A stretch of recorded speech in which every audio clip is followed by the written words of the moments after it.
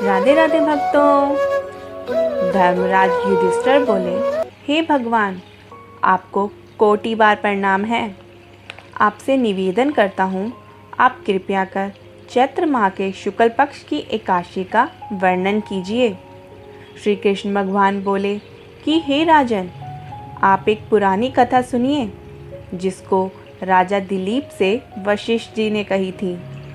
राजा दिलीप ने पूछा कि गुरुदेव, चैत्र माह के शुक्ल पक्ष की एकादशी का क्या नाम है? इसमें किस देवता की पूजा होती है तथा इसकी विधि क्या है? सो कहिए। महेश्वरी वशिष्ठ जी बोले, हे राजन, चैत्र माह के शुक्ल पक्ष की एकादशी का नाम कामदा है।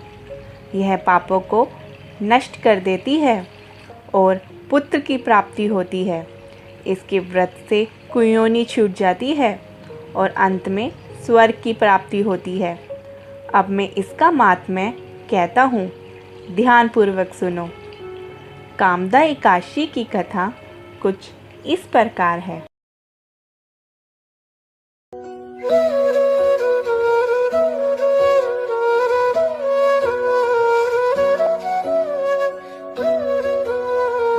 प्राचीन काल में भोगीपुर नामक एक नगर था।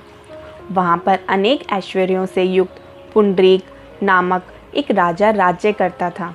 भोगीपुर नगर में अनेक अप्सरा, किन्नर तथा गंधर्व वास करते थे। उनमें से एक जगह ललिता और ललित नाम के दो स्त्री पुरुष अत्यंत वैभवशाली घर में निवास करते थे। उन दोनों में अत्यंत स्नेह था, यहाँ तक कि अलग अलग हो जाने पर दोनों व्याकुल हो जाते थे। एक समय पुंडरीक की सभा में अन्य गंधर्वों सहित ललित भी गान कर रहा था।